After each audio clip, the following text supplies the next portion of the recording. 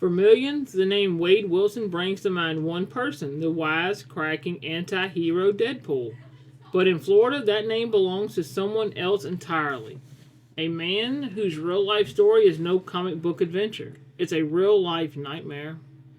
This is a story of how the name of a beloved character became the moniker for a brutal double murder. A man now sitting on death row with swastikas tattooed on his face. In October of 2019, when a wave of violence ripped through the community of Cape Coral, Florida, within just hours, two women were murdered. The man responsible was caught, and when he not only confessed, but chillingly told detectives he would do it again.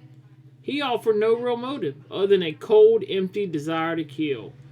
The man responsible was Wade Wilson, who would soon become known as the Deadpool Killer. So who was this guy? Wade Stephen Wilson, born in 1994, is definitely not new to the system. His record was a laundry list of escalating crimes, including convictions for burglary, grand theft, and firearm offenses. He had also been acquitted of sexual battery and kidnapping charges in 2015. People who knew him described a man who could flip a switch, charming one moment and explosively hostile the next. The explosive nature took over completely on October 7th of 2019. That night, Wilson met 35-year-old Christine Melton at a bar. They went back to her home where he strangled her to death and then stole her car. But the rampage didn't stop. After killing Christine, Wilson tracked down his then-girlfriend Melissa Montagne and brutally battered her in broad daylight. She managed to escape. Still driving the stolen car, Wilson then encountered 43-year-old Diane Ruse, a mother of two who was walking to her job as a bartender. He lured her into the car by asking for directions. When she realized the danger and tried to escape, he strangled her repeatedly. Believing she was still alive, he drove to an empty lot and ran her over with the car until, in the prosecutor's horrifying words, she looked like spaghetti. The spree only ended when Wilson called his own father, confessing to the murders. His father did the right thing, prompting alerting the police and leading to Wilson's arrest the next day. In the courtroom, justice was swift. Wilson was indicted in November 2019, and during his trial in June 2024, it took the jury only about 2 hours to find him guilty on all counts. The jurors found the murders to be heinous, atrocious, and cruel, and the killing of Diane Ruse to be especially cold, calculated, and premeditated.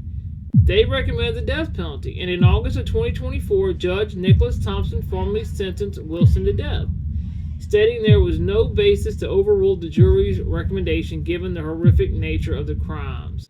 But while the trial was unfolding, something disturbing was happening. Despite his gruesome crimes and the chilling tattoos he acquired in jail, including swastikas and a stitched Joker smile, Wilson attracted a bizarre fan base. On platforms like TikTok, groups of women calling themselves Wade's wives emerged, romanticizing the convicted killer.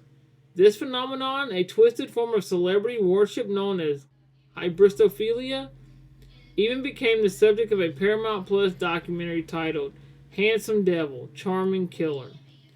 It's a chilling story that makes you wonder about the darkness that can hide behind a seemingly charming face. But what about that fan base? What do you think fuels that kind of morbid fascination with someone who has committed such terrible acts? Drop y'all's theories in the comments below respectfully. And if you find these true crime stories as compelling as we do, make sure to subscribe and hit the notification bell so you don't miss our next one. As of early 2026, Wade Wilson is on death row at Union Correctional Institution. His initial appeal to the Florida Supreme Court was heard in February of 2026.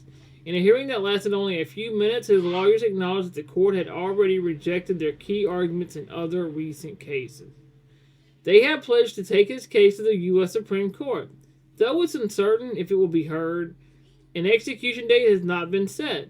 The case of the Deadpool killer remains a disturbing look at a man who killed for the sake of killing, and the unsettling cultural reaction that followed.